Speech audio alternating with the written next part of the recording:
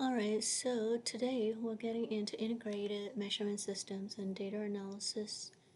So everything we learn about steel rules, micrometers, your diet indicators, your uncertainty, your GPE precision, statistic, okay, they all come together into one integrated system. And of course in industry that's what we use all the time. So this is how uh real work is outside, like your NIST measurement, okay, mechanical measurement, national labs, of course, industrial labs, okay, they usually, of course, do a lot of measurement by using this kind of integrated measurement systems. We have a one that we bought last year, and of course, we are I don't know. James is I asked him, okay, but he hasn't given me anything, so I don't want to go in and do it. I'm not quite sure, but we can do a little exercise with the machine since everything that we bought last year is meant for 2026. So like the robot that I'm still programming it. Of course, I am a little bit faster, so you guys could be able to see it. But I think he isn't ready, so he didn't give me that up to this time. Now we are already in the semester for like 7 8 weeks, so I'm just gonna go ahead and make it okay by myself, and then of course if we catch up we can do it Thursday, and of course I'm gonna ask him again tomorrow and see if he already make the lesson, with the machine. If he doesn't, then I'll go ahead and do that for you guys. I've been making a lot of material for everybody, but if I need something, I don't really get it from anyone. Oh my gosh. So anyway, so why this chapter matters? So in real manufacturing, engineers do not choose instruments randomly. We carefully choose, okay, the correct instrument to measure things that you need to measure. So data got to be reliable, results got to be justifiable, and then of course your decision got to be defensible. Yeah, so you always have to make space for you to move around if things get tough, right, at job. So anyways, the measurement is equal to the system plus, of course, your judgment. So people think like measurement is just reading a number. Is not. You're actually justifying, okay, you're actually choosing the right instrument, and then of course choosing the condition, yeah, environment, because you have to explain the uncertainty. So we have to carefully observe the system that we're in, okay, to be able to explain the uncertainty that this system can be able to give it back to you, okay. um, so measurement system thinking is very important because we think about the instrument operator method, environment, your temperature, pressure, your data analysis, the age of the instruments, okay, everything. And then of course the system, the entire system processes and everything that we think about when we do measurement. So accuracy definitely depends on, again, the entire system, okay. We're all related, by the way. So the instrument selection, make sure you choose the correct instrument selection. Okay, your precision, required precision, feature geometry, accessibility, and then of course the measurement purpose of everything that we look, in order for us to come up with the correct instrument selection. Measurement purpose, absolute versus comparative. Are we going comparative or are we going absolute? Okay. So this connects, of course, directly to your very first lab. Everything from the earlier chapters, yeah. So would you measure plus or minus 0.0005 inches with a steel rule? You will never do that, yeah, because the steel rule is not capable of doing that kind of precision. So those are the questions that you need to ask, yeah, before you come up with the correct tool. Alright, so typical use cases of steel rule, rough layout, calipers, general dimension, micrometers, tight tolerances, dial gauges, deviation or alignment, spirometers or curvature. Okay, so this is a very level one uh, class. Of course, people who are already working outside know a lot of the stuff. So the first year, of course, community college is a 2 year out of four, but it is still the university. It just we just change the name because you just go with a short course and get a half degree. So anyway, it's a very young student, first and second year. So some of the people who come back from the industry expect too much, but you gotta understand the level of the first year, kids are for 16, 17, 18 years old brain, okay? So therefore, you can't expect that much, okay? We will always have the basic, and basics foundations are very, very important. So anyway, so I hear many times the industry is saying like, oh, you're not teaching, but I'm sorry because the level of the education for the first year college students are for 16, 17, 18 years old. Okay. So anyway, so you can expect a 6 year experience of stuff out of your job be found here in this in this first year level. Okay, impossible to expect that. So expectation is too high. Anyways, this reinforces your professional judgment. If you think about everything, so measurement is about matching the tool to the job. Okay.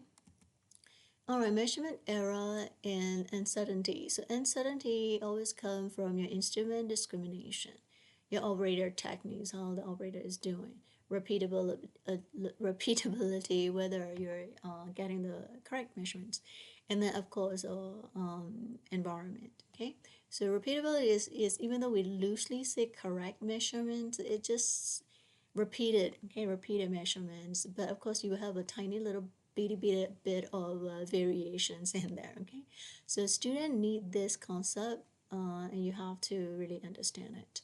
So you can hit the same wrong value repeatedly, that is precise but also inaccurate. Okay, so these are little weird stuff that you will come across in daily work. Okay, so here, of course, if you draw the data, so this is data point, and then of course we can be able to see the pattern of the data, and we can see in this data is declining. Yeah, so graphs are very important to they give you patterns. Patterns. So instead of reading each data point, but looking at the pattern, we can be able to understand and make decision out of that data. So in practice, bias studies validate the instrument's confidence intervals is going to quantify your uncertainty. So these are your reviews. Your SPC is going to monitor the process stability. So they answer the, of course, different questions. So you got to think about, is the instrument centered? How confident are we in the mean of the data set? So is the process stable over time? So three different tools, three different questions. Okay, you will have to ask before you are getting into measuring something or inspecting something. Of course, we use the Excel in this class, and that is one of the engineering tool. Of course, we also have LoRa simulation, which is faster, for us to be able to use with MATLAB, Python, so and so. There are many. Anyway, so your Excel is used to automate the calculation, reduce the arithmetic errors, visualize the relationship, document the decisions. So very, very important tool, okay, in data analysis. So Excel is going to bridges your data, and then of course the engineering judgments always depends on the data that we have. So logarithmic scale looks like this. So some relationship, they span a very, very wide range, and log-log plot is one of them. So both x's are logarithmic. Power laws appear, okay, linear. So y is equal to ax to the power b, and your slope is, of course, equal to b. And of course here you can see the comparison, your linear scale. And then we have a log scale. Okay, this is a straight line. And you can pay attention. See, look at this. You can pay attention to the the grid, okay? And then here, look at this. Very small. And here, we can go either positive direction or the negative, okay? So sometimes we can go with the log scale for the straight line, and you can see here we're dealing with export your power. Yeah, so sorry, I'm looking at it somewhere else and go into different directions. So anyway, so we're looking at the power. So you can see the slope is b, and that is the power is b. And of course, when you're dealing with that, you understand directly you're dealing with the log scale. Yeah, so this is really huge. So when you see a straight line on a log graph, it means a power relationship is there. Okay, and that is advanced engineering analysis, and you will come across in some of the programs. Okay, but just treat it as like a linear scale. It just the patterns and the scale is different. And every time you see the log, just understand we're dealing with some form of power. And of course, your power, yes, digit is your slope. Okay, so those are the secrets. So some people can be able to interpret the graph very easily. It's because we know this. Yeah, so if you don't know it, the slope is b, which is the power of your x, okay, related to y and a log scale, then you're gonna have a hard time. You're gonna try to figure out. Okay, another one is the log plots in Excel. We can also do log plot in Excel with power regression like this, your y, and of course you can be able to get this little one from your plus. Yeah, so in the Excel, after you draw, you will see a little plus line, and then of course you can add the r. Yeah, and some of them. I don't know the base addition of the Excel, so I'm just gonna find out what kind of addition that we have in the school. Okay, school Excel Microsoft. So anyways, enter the data, create a scatter plot, and then we're going to set the both axis to the log, yeah? And then you're going to add the trend line. And then of course you're going to select the power regression, yeah? So display the equation, and then of course add the r square, yeah? So therefore you can be able to get the log plot with your power regression easily be drawn that way. So this directly ties to your lab 8, and I am going to ask James. Okay, I don't know whether he is doing the log or just he skip it. So I'm gonna come back to you. We have already drawn a lot of graph. Yeah, so you definitely need to master the scatter plot with a line. Okay, so log result is going to be how to interpret. So if you have like a straight line, that's your power relationship, and we have already learned that. Exponent is showing you the sensitivity, okay, of that data. Your R square is going to show you the correlation. You will have a strong correlation if your R square value is close to 1. Okay, so the higher your R square, like 0.999, that's pretty good data. So engineering conclusions must connect to the physics as well, yeah, in some of the cases, of course.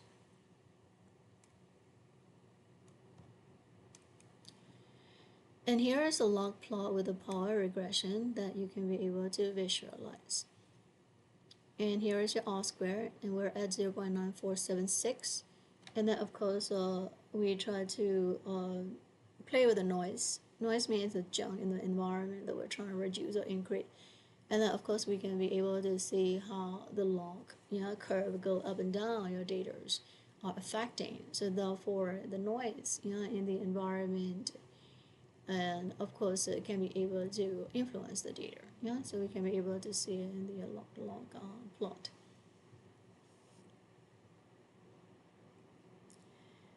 Of course we are going to reseed, okay, reseed the noise again, and then this time we're gonna just simulate the scale factor on the y, vertical axis, so which is your percent error in this case. And then we're of course graphing against the base diameter of that part. And then of course we increase the noise again, and you can see the how graph changes. Yeah, it's just showing you how the log plot is sensitive to the data, and you can also see the data and how the graph, give you these relationship between the data and the line of that graph. Okay, so engineering judgment again always depends on the data from your measurement, of course, in our field. Process whether they're stable or not in the system. Okay, process if they're off target or on target. And then of course it depends on the mean of that data set. So we already draw a lot of graphs and we try to understand the mean of these data. So process stable but off target, and you're gonna have to adjust the mean. So process is unstable but within the specs, and you have to investigate the special causes. Okay. Unstable meaning like it is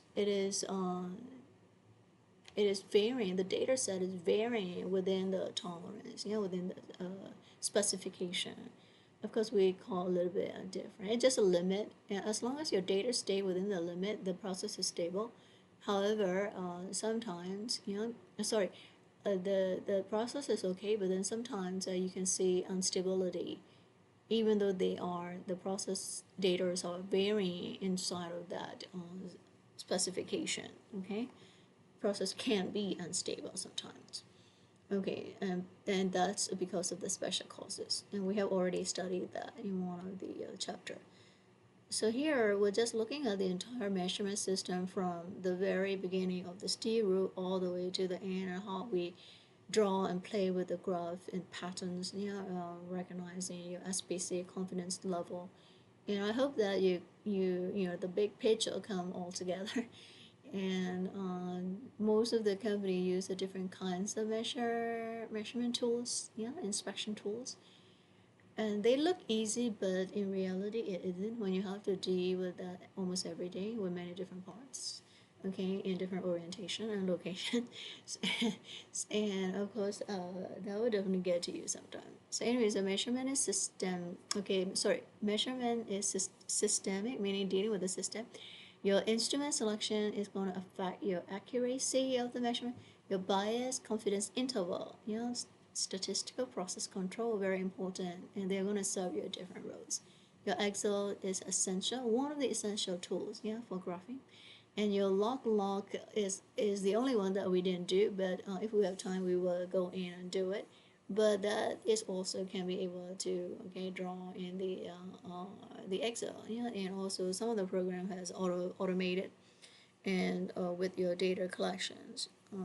Pretty easy, by the way. They're all in the computer. All you have to do is feed the data or turn on, and the live stream of your data sets, and you can be able to connect to your shop floor. So the data will just flow in, and you can get it every day, to monitor that. So every decision that we do in engineering and manufacturing got to be totally data driven. Okay, got to be based on the facts, not just imagination. Of course, imagination is good for invention and stuff like that, but for daily maintenance routines, system processing got to be always depends on the system data. Okay. All right. So exercises. So exercise topics are instrument selection, measurement system components, log law interpretation, error trend analysis, and then of course your engineering judgment. Okay. So this chapter transitions students from I measure something to I can defend my measurement system and conclusion. Defensible is your word. You always have to think if somebody asks you this question, how are you going to defend yourself in your work? Okay, which is a wise thing to do, and it's going to keep you okay in your life and your work. All right, that's it for today.